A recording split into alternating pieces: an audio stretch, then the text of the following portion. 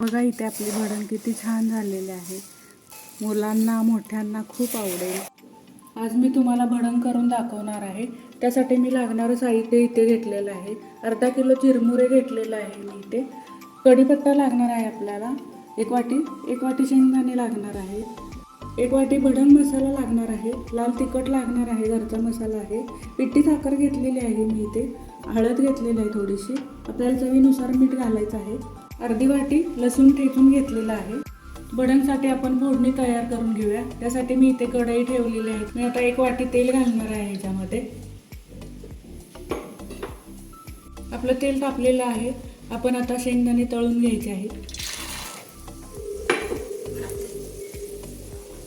मंद आचेवर आपल्याला कुरकुरीत शेंगदाणे होईपर्यंत भाजून घ्यायचं आहे. आपले शेंगदाणे भाजलेले आहेत. आता आपण चिरमुऱ्यामध्ये हे शेंगदाणे काढून घ्यायचे आहेत.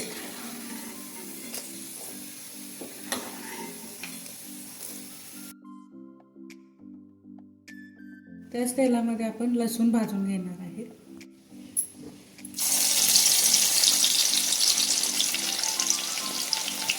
लालसर होईपर्यंत आपल्याला लसूण तळून घ्यायचं आहे. लसूण कुरकुरीत झाला पाहिजे. लसणामुळे आपली भडंग चविष्ट आणि छान होते. असा लालसर भाजून घ्यायचा आहे लसूण. एका वाटीत लसूण काढून घेतलेला आहे. त्याच तेलामध्ये आपल्याला कढीपत्ता तळून घ्यायचा आहे.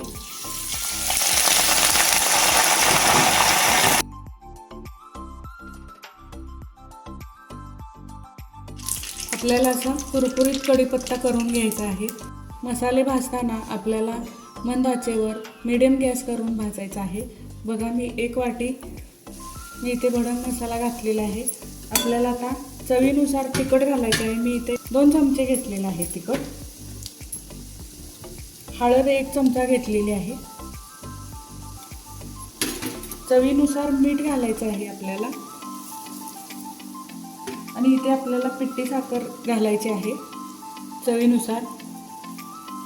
तळून घेतलेला लसूण घालायचा आहे ह्याच्यामध्ये. आपली फोडणी तयार झालेली आहे. आपण आता ही चिरमुऱ्यामध्ये घालूया. इथे आपण फोडणी तयार करून घेतलेली आता ही चिरमुऱ्यामध्ये आपण घालूया.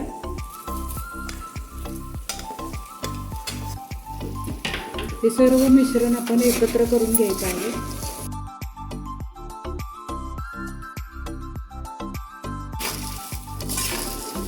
मस्त झालेलं आहे भडंग. तुम्ही घरी नक्की करून बघा. मुलांना खूप आवडेल. मला मीठ व साखर कमी वाटल्यास तुम्ही वरून घालू शकता. बघा इथे आपली भडंग किती छान झालेले आहे. तुम्हाला काजू तळून घालायचे असेल तर तुम्ही घालू शकता. मस्त झालेली आहे भडंग. तुम्ही घरी नक्की ट्राय करा. मुलांना मोठ्यांना खूप आवडेल.